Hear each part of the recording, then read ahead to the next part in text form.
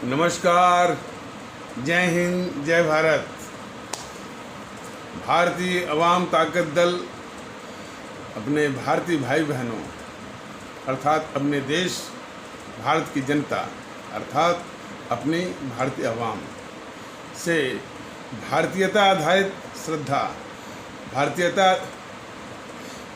आधारित आपसी श्रद्धा, भारतीयता आधारित आपसी स्नेह, भारतीयता आधारित आपसी प्रेम, भारतीयता आधारित आपसी अखलाक मोहब्बत, भारतीयता आधारित आपसी सहयोग, भारतीयता आधारित आपसी सम्मान, भारतीयता आधारित आपसी एकता, भारतीयता आधारित आपसी भाईचारा तथा भारतीयता आधारित आपसी सद्भाव को समझने व उसे आत्मसात करके वैसा ही आचरण एवं व्यवहार करने हेतु और इसके पूरे देश में प्रचार प्रसार करने हेतु और इसकी अहमियत और महत्व को प्रत्येक देशवासी को समझाकर उसे अपनाते हुए वैसा ही आचरण एवं व्यवहार करने हेतु और प्रत्येक देशवासी को अपना ही भारतीय भाई बहन मानकर, समझकर, अपनाकर उनके साथ वैसा ही और उसी अनुसार आचरण एवं व्यवहार करने हेतु सतत,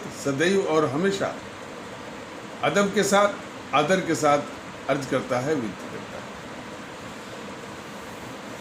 अब हम सभी एक ऐसे तजुर्बे, ऐसे अनुभव को साझा करेंगे जो भारतीय अवाम ताकत दल का जब ये निर्माण भी नहीं हुआ था उसके पहले से जो राष्ट्रभक्ति और भारतीय एकता के विषय में जो मुहिम चला रहा था,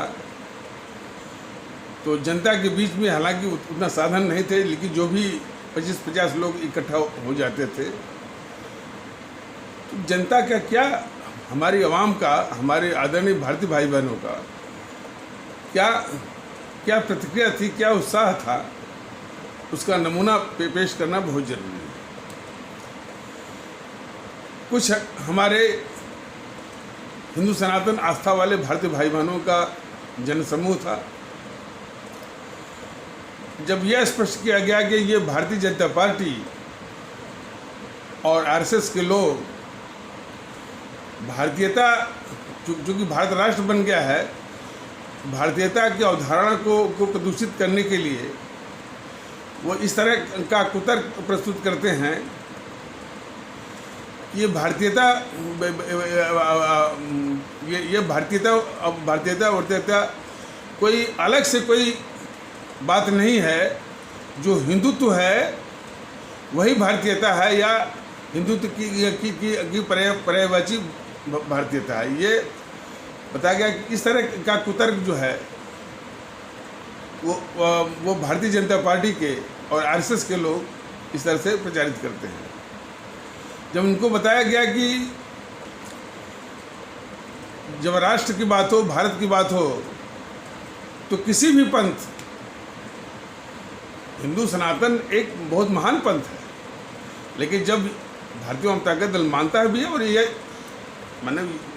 मानता भी है और यह यथार्थ भी है कि हिंदू सनातन एक महान पंथ है, लेकिन उसी के बराबर दूसरे भी पंथ है। इस्लाम पंथ भी बहुत महान है, सिख पंथ भी, जिसको जो गुरु नानक देव जी के द्वारा आरंभ किया गया, वो भी बहुत महान है। ईसाई पंथ भी महान है।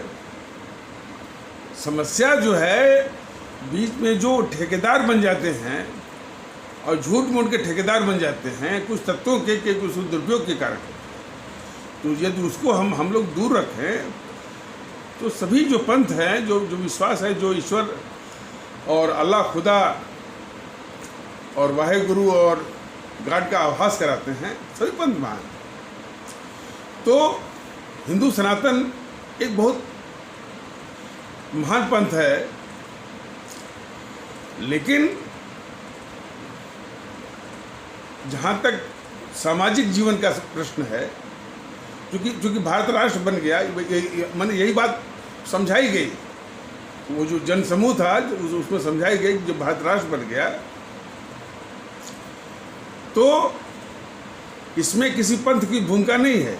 इसमें जो राष्ट्रीय अवधारणाएं हैं कि हम नागरिक हैं, हमारे नागरिक के क्या कर्तव्य हैं, हमारा वजूद नागरिक के रूप में है, हम भारतीय हैं, और किसी भी पंथ की बात लाई जाएगी तो कई पंथ हैं और आपस में क्लैश होगा और टकराव होगा, और वैसे भी किसी पंथ की भूमिका नहीं है। ये जो शासन चला रहे थे वो अंग्रेज पश्चिम के देशों ने, वो किसी ज़माने में 14वीं या 15वीं शताब्दी में कैथोलिक का बड़ा दबदबा था।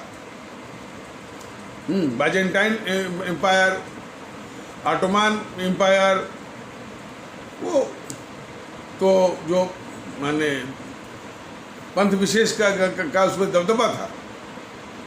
तो ये अनुभव है कि भाई जहाँ सामाजिक जीवन हो, जहाँ कई विश्वास के लोग रहते हों, और फिर जो राष्ट्रीय जीवन हो उसमें पंथ, और फिर शासन प्रशासन जो व्यवस्था हो, उसमें किसी पंथ की भूमिका ज़रा भी नहीं होनी चाहिए। यही बात जो है उस जन समूह को, जो खास करके हिंदू सनातन आस्था वाला भारतीय भाई बहनों का समाज था, बताया गया।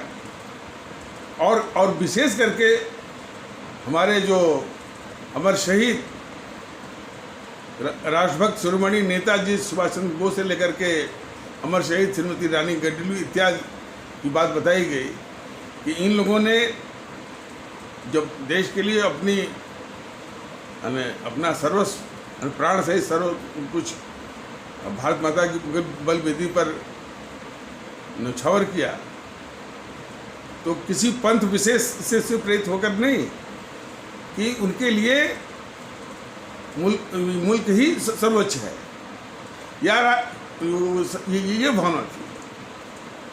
और इस समय जो है हर एक नागरिक को राष्ट्रीय जीवन में सिर्फ राष्ट्र धर्म निभाने की बात है, जो कि भारतीय जनता दल बराबर कहता रहा। तो यही बात उस जन समूह को भी बताई गई कि धर्म के माने जो तथाकथित पंथ नहीं होता है, और रिलीजन भी नहीं होता है। रिलीजन तो एक पंथ है, धर्म तो हमारा बस सभी जो नागरिकों को निभाना है, वह राष्ट्र धर्म है। राष्ट्र धर्म क्या है कि हम अपने मुल्क की चिंता करें, अपने देश की चिंता करें, कैसे ये मजबूत हो, कैसे सुरक्षित हो, और अपने अवाम की भी चिंता करें कि कैसे ये अवाम एक हो, इनमें जो फ़र्क है, भेद विभेद, वो मिटे, और सभी लोग एक ही मंच और एक ही वजूद को पहचाने कि हम भारतीय हैं। सारी बातें और ये सारी व्यवस्थाएं हमारे उन अमर शहीदों के जज्बों से भी मैंने वो ली जानी चाहिए। और भारतीय संविधान जब बन गया तो वो भी सीधे एक ही मान्यता देता कि हम भारत के लोग, we the people of India. यही बात समझाई गई। तो वो हमारा जब समझाई गई तो लोग माने काफ़ी प्रेरित होकर के एक स्वर से कहने लगे कि हाँ, हम लोग जो ये छलावा है आरएसएस बीजेपी का कि माने भारतीयता कोई अलग से नहीं है, भारतीयता जो हिंदुत्व की पर्यायवाची है, इस छलावा से दूर रहने की बहुत नितांत आवश्यकता है।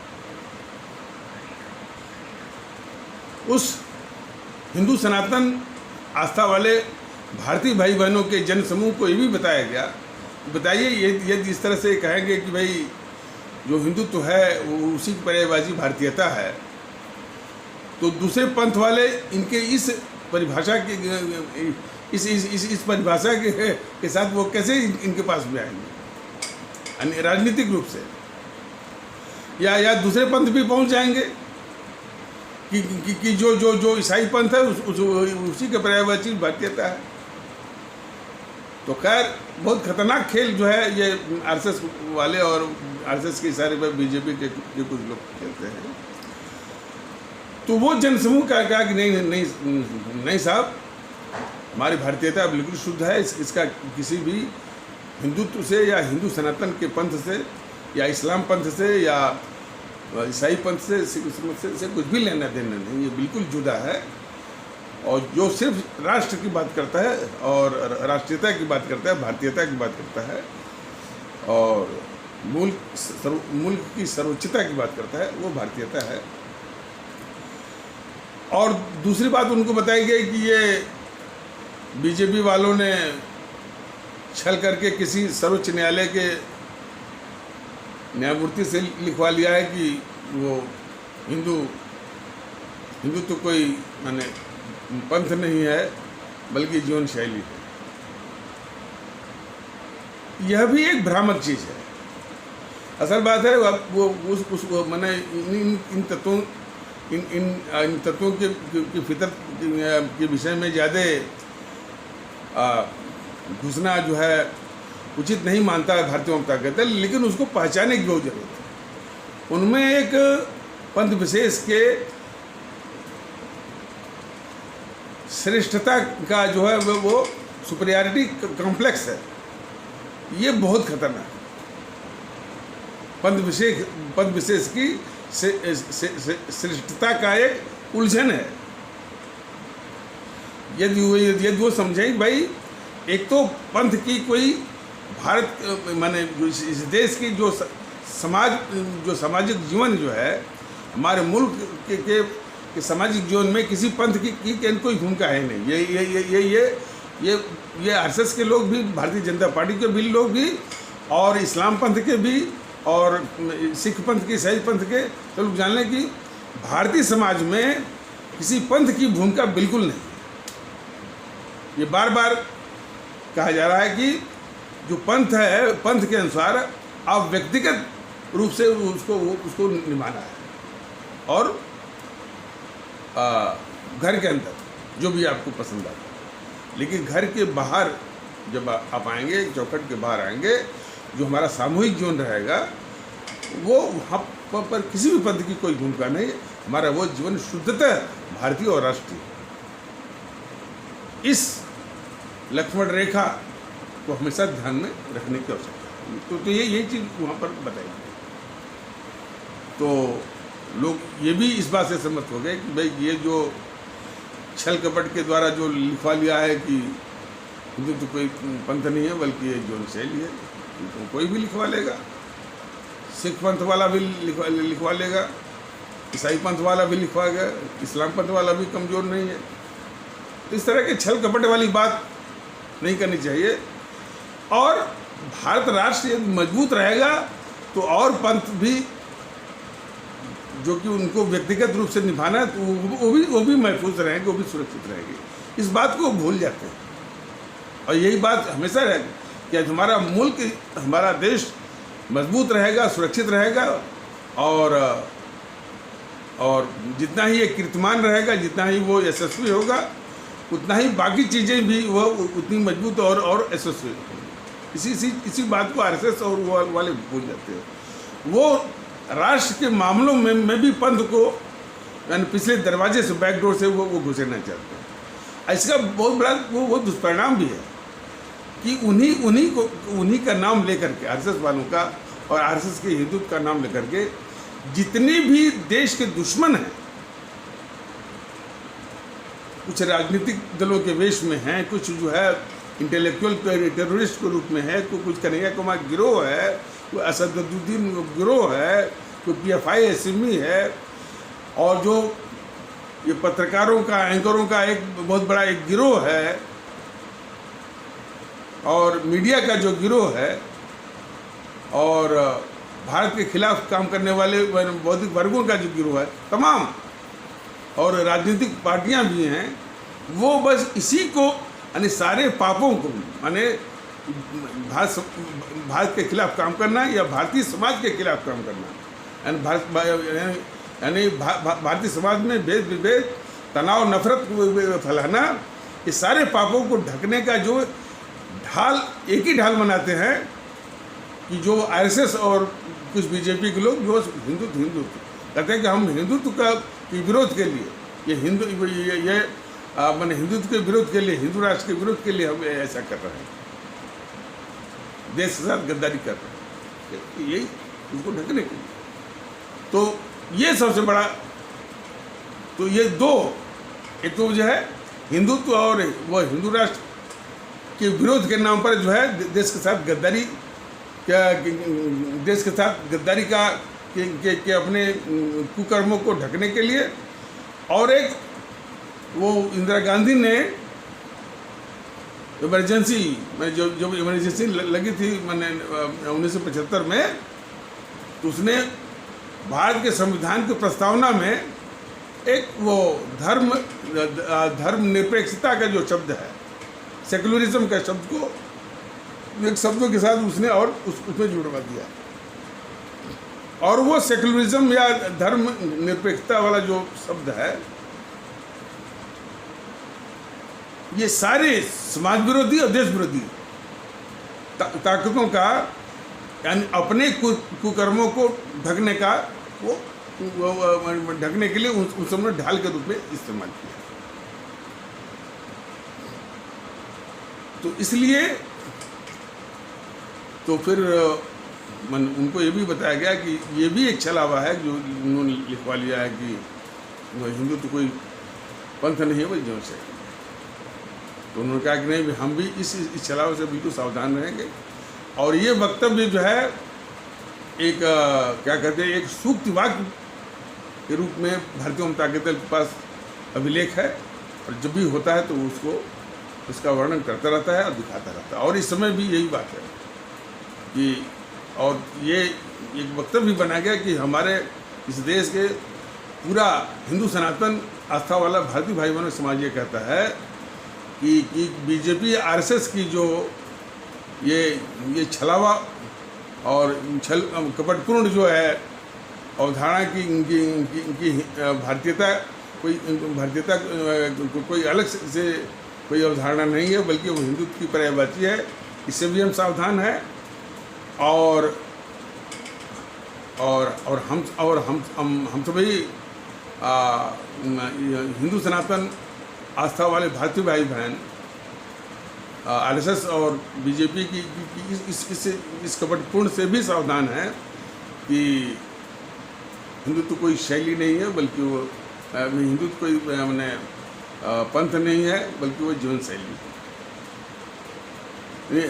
हाँ, तो ये जब ये सब चीज़ें और स्पष्ट हो जाएंगी जब राष्ट्रभक्त शिरोमणि नेताजी सुभाष चंद्र बोस से लेकर के रानी गडलियू, जिन्होंने इस देश के लिए जान दी है, आज़ादी के लिए, अपने देश की आज़ादी के लिए, हमारे आपके आज़ादी के लिए, यदि उस जज्बे में आप देखेंगे ये चीज़ें और अकृष्ट जाएंगी कि जहाँ मुल्क का सवाल हो, भारतीय समाज का सवाल हो, राष्ट्र का सवाल हो, वहाँ पर किसी पंथ की कोई भूमिका नहीं है। सेना में भी जो लोग जिस तरह से काम करते हैं, बस देश मुल्क, कोई पंथ नहीं होता। तो इस बात से वो बहुत प्रभावित हुए। इसी प्रकार एक मजमा हमारे इस्लाम आस्था वाले भारतीय भाई बहनों का था, वहाँ भी यही बात बताई गई। और जैसा कि जब भी इस तरह का प्रोग्राम किया जाता है तो तुम्हें यह मौका दिया जाता है कि भाई जो विषय रखा गया है राष्ट्रभक्ति और भारतीय एकता, इस पर किसी को पूछना हो, जांचना हो, अपना शक शुबा दूर करना हो, कोई एक्सप्लेनेशन है, कोई इंटरप्रिटेशन है, कोई इस तरह से इन्फ्रेंस है, कोनोटेशन, जो भी है वो पूछ सकते हैं। तो उस इस्लाम आस्था वाले भारतीय भाई बहनों का समाज, जो कि करीब 50 के आसपास रहा होगा, और देखिए ये सारे तजुर्बे गांव में, गांव गिराज की बात कही जा रही है।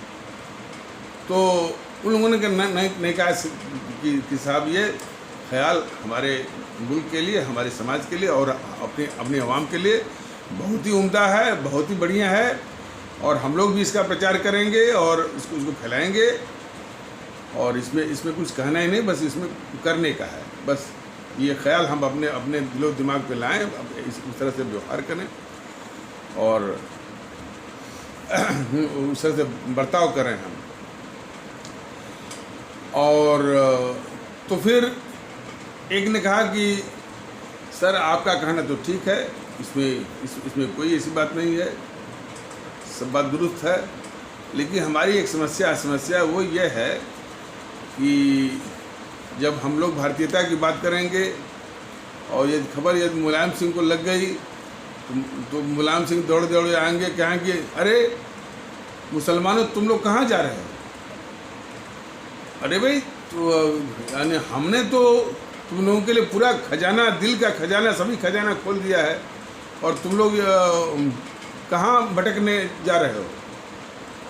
तो एक और सदस्य था इस्लाम आस्था वाले भारतीय भाई बहनों की समाज से, उसने तुरंत जवाब दिया कि हम मुलायम सिंह से कह देंगे कि सर हम मुसलमान हैं ही नहीं। देखिए क्या कर रहा है, हम तो भारतीय हैं सर, हमारी एक पांथिक आस्था इस्लाम की जरूर है, लेकिन हमारा वजूद है कि हमारी पहचान कि हम भारतीय हैं। ये बात हमको बहुत दिल को छू गई और उसके आधार पर भी एक अच्छा सा वक्तव्य जो है बनाया गया कि हमारे देश के सभी इस्लाम आस्था वाले भारतीय भाई बहन भारतीय अवाम ताकत दल के माध्यम से ये कह रहे हैं कि हम इस्लाम आस्था वाले भारतीय हैं शुरू से आखिर तक और हमेशा। जरा फिर से इसको कहा जा रहा है कि हम सभी इस्लाम आस्था वाले भारतीय भाई बहन भारतीय अवाम ताकत दल के माध्यम से ये कह रहे हैं कि हम इस्लाम आस्था वाले भारतीय हैं शुरू से आखिर तक और हमेशा। इसलिए जिस किसी भी व्यक्ति, संगठन या नेता को अपने मुल्क में दूरबीन लेकर के मुसलमान इत्यादि की तलाश है, तो इसके लिए बेहतर होगा कि वो भारत के बाहर जाएं,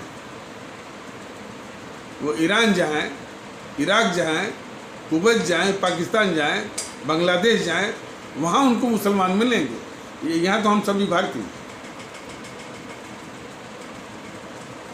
जब ये वक्तव्य बना गया तो कई लोगों ने कहा कि साहब ये बना करके पोस्टर लगा दीजिए वो लखनऊ विधानसभा के सामने, कम से कम ये आईना होगा अखिलेश मुलायम के लिए, मायावती के लिए, बीजेपी आरएसएस वालों के लिए, जेएनपीसी वो कांग्रेस के लिए।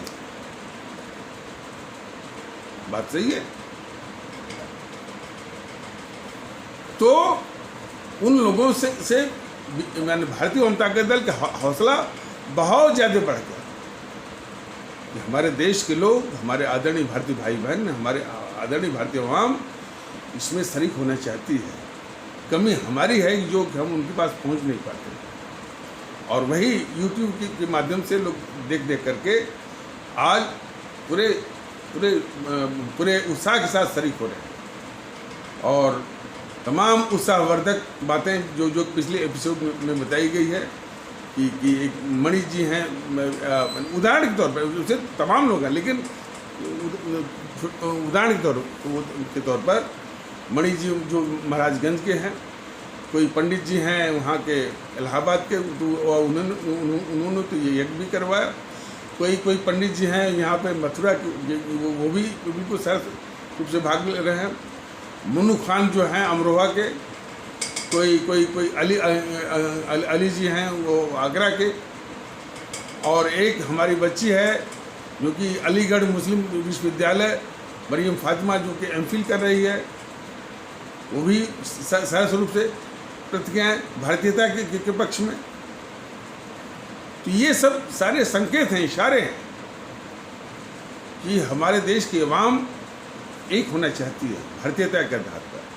भारतीय के आधार पर इखलाक, मोहब्बत, सुकून, सुख, शांति, भाईचारा सब कुछ लाने के बिल्कुल पक्षधर है। तो जहाँ एक और ये परिदृश्य है, दूसरी ओर सारी पार्टियां जो है इस भारतीय वाम ताकत दल के भारतीयता आधारित एकता के खिलाफ लामबंद हो गई है, और उसमें वो पार्टी भी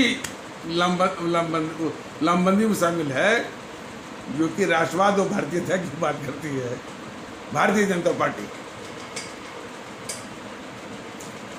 और आप लोगों को जान के आश्चर्य नहीं होना चाहिए कि भारतीय जनता पार्टी के नेता लोग जो है छुट भइयों को, और वो छुट भइये अक्सर असामाजिक और गली कूच के जो गुंडा मवाली हैं उनको सिखा पढ़ा करके धमकाने, डराने धमकाने और कभी कभी प्रलोभन के लिए, ये तो अपराधी लोग करते हैं। और जेएनपीसी के लोग भी आकर के, जेएनपीसी माने कांग्रेस, जो गांधी नेहरू परिवार चंदा चौकड़ी कांग्रेस, उसके लोग भी धमकाते हैं। देखिए इस तरह से जो चरित्र है जेएनपीसी का खास करके, वो क्या दिखाता है कि ये पार्टी ही खुद ही जो है, जैसे आप फिल्मों के आधार पर देखते होंगे कि जैसे बहुत बड़ा दादा है, बहुत माफिया है, उसके क्षेत्र में आप जाइए और कुछ लोगों को जगाइए उसकी गुंडई और दादागिरी के खिलाफ, तो क्या करेगा वो? अपने छोट भाइयों को भेजेगा आपको डराने के लिए, भाई हम वो भाई बड़े ताकतवर हैं, आपको उठा ले जाएंगे, आपके परिवार को उठा ले जाएंगे, आपको तबाह कर देंगे। ठीक यही चरित्र जो है जेएनपीसी के लोग कर रहे हैं, और उसी के आसपास जो चरित्र जो है वो ये भारतीय जनता पार्टी के लोग कर रहे हैं। और कौन भारतीय जनता पार्टी? जो राष्ट्रवाद और राष्ट्रभक्ति की बात करती है, उसका असली चरित्र यही है, गुंडा मवाली के माध्यम से इस तरह की घिनौनी हरकत करना या करवाना। खैर, ये भारतीय जनता पार्टी के लोग भी जान लें, जेएनपीसी, गांधी नेहरू परिवार चंदा चौकड़ी काकस, या जिसे हमारे आदरणीय भारतीय भाई बहन अभी भी उसको कांग्रेस कह रहे हैं, लेकिन उसको कांग्रेस कहना उचित नहीं है, वो जेएनपीसी है, गांधी नेहरू परिवार चंदा चौकड़ी काकस।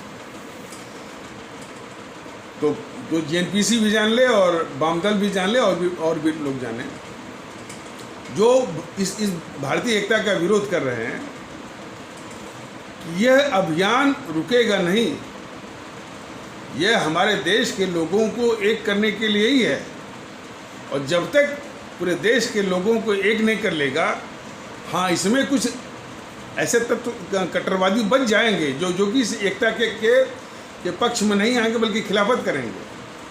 तो पहले अपनी आवाम को एक भारतीय आवाम ताकत दल करेगा, असामाजिक तत्व जो बचेंगे उनको कुचलने की व्यवस्था भी करेगा।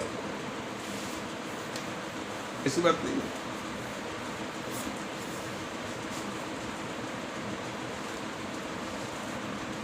देखिए अब ये एपिसोड कुछ लंबा हो रहा है,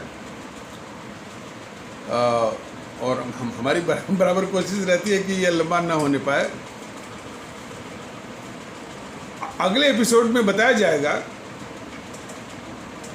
कि कुछ और भी इस तरह के दृष्टांत और प्रमाण हैं कि किस तरह से बीजेपी,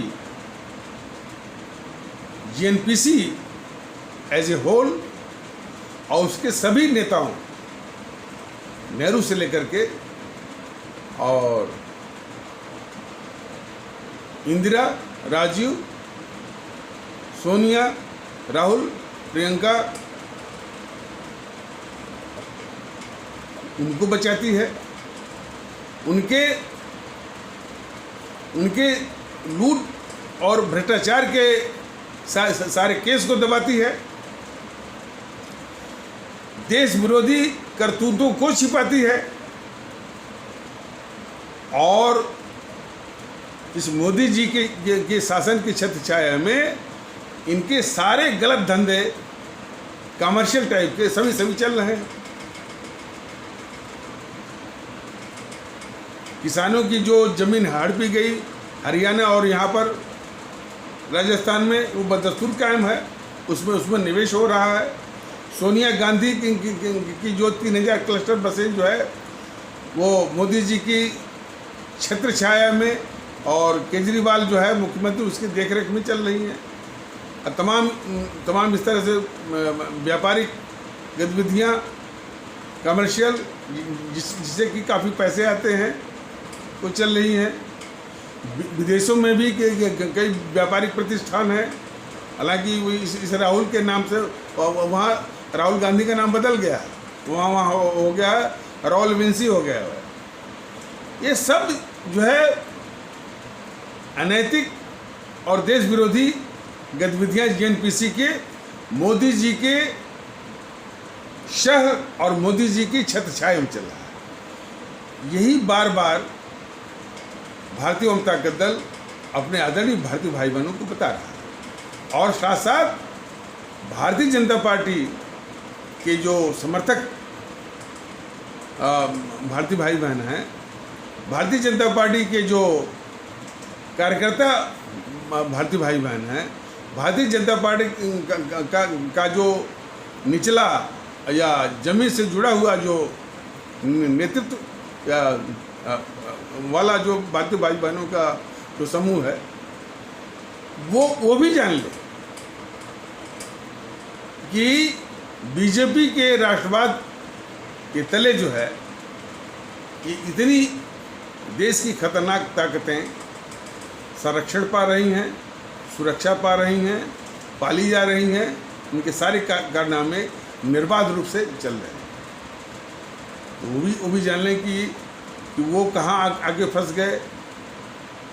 और जहाँ तक भारतीय जनता दल का मानना है कि वो स्पष्ट मान चुकी है कि इस देश में शांति, आपसी भाईचारा, आपसी एकलाख मोहब्बत, सुकून और सद्भाव तभी आ सकता है कि जबकि जीएनपीसी भारत की धरती से समूल समाप्त हो, और वाम दल भी भारत की धरती से समूल समाप्त हो, और इन दोनों की समूल समाप्ति की पूर्व शर्त है कि बीजेपी भी समूल समाप्त हो। यह बीजेपी के लोग भी और आदरणीय मोदी जी भी हैं कि देश के सुकून के लिए और देश के सुख शांति के लिए और देश में इखलाक मोहब्बत और भाईचारे के लिए बहुत ज़रूरी है बीजेपी का समाप्त होना, क्योंकि यह देश विरोधी ताकतों को की रक्षा कर रही है और उनको पाल।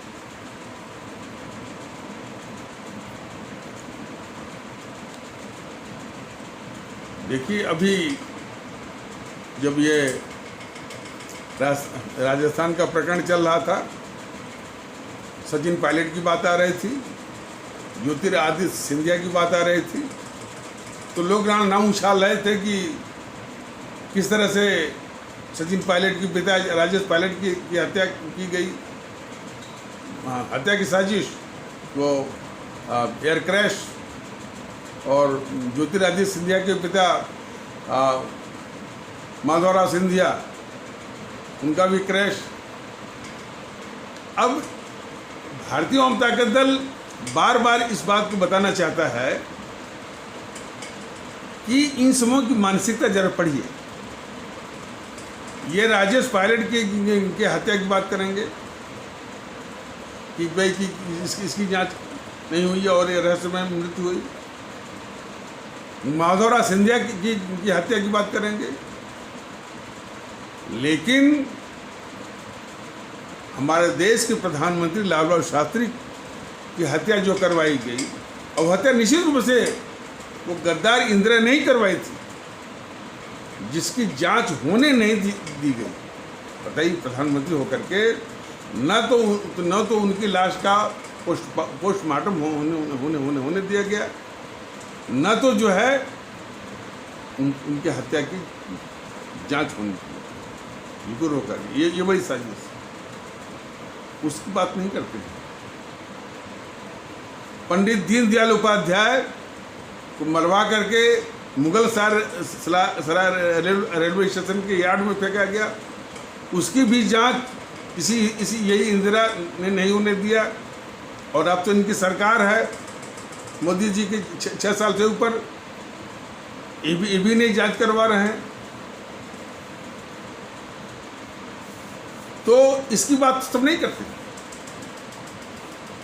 शास्त्री जी के मृत्यु की जांच की बात नहीं करते। और जांच तो जो है वो जो मोहनदास करमचंद गांधी मारा गया उसकी भी होनी चाहिए, उसकी भी मांग ये नहीं करेंगे। उसके मृत्यु की जांच तो जरूर होनी चाहिए। तभी तो खुलासा होता कि उस मोहनदास करमचंद गांधी को मरवाने वाला और कोई नहीं, एक गद्दार नेहरू था। और ये आरएसएस तो जो है इस जेएनपीसी का बिल्ली का पंजा है, उसने वो थमा दिया गोडसे को, और गोडसे से कह दिया कि तुमको बस एक ही रट मारना है, कि तुम बस बोलते रहना है हमने गांधी को मारा, हमने गांधी को मारा। और ये गद्दार नेहरू को बचाने के लिए बहुत ज़रूरी था। लेकिन इसके बाद भी ये चीज़ें रहस्य में आतंक बनी हुई हैं कि नाथूराम गोडसे ने तो सिर्फ 2 ही गोली चलाई थी। 4 गोली जो लगी थी तो दो गोली किसने चलाई। और नाथूराम गोडसे के द्वारा गोली चलाने के पहले उस मोहनदास करमचंद गांधी पर कई आक्रमण हो चुके थे। मतलब कि उनका जीवन जो है, उनके जीवन पर जो है कई वो खतरे आ चुके हैं। ये जो गद्दार नेहरू था, प्रधानमंत्री था, उसको मालूम था कि मोहनदास करमचंद गांधी जिसकी बदौलत वो प्रधानमंत्री बना, जिसकी जो साजिश रची, जिसने मोहनदास करमचंद गांधी और नेहरू ने सत्ता हथियाने का, तो उसका मुख्य किरदार था ये मोहनदास करमचंद गांधी। तो उस पर हमले हो रहे हैं, और तो उसको मोहनदास करमचंद गांधी को कोई सुरक्षा प्रदान नहीं करवाया ये गद्दार नेहरू प्रधानमंत्री, गद्दार नेहरू जो कि प्रधानमंत्री था। तो सारी बातें हैं, तो इसकी बात नहीं करते हैं ये चैनल वाले। इसलिए ये जरूरी है कि इनकी मानसिकता जरूर पढ़िए कि यह भारत के समाज के ये टीवी चैनल वाले कितने शत्रु हैं, कितने खतरनाक हैं और कितने अभिशाप हैं।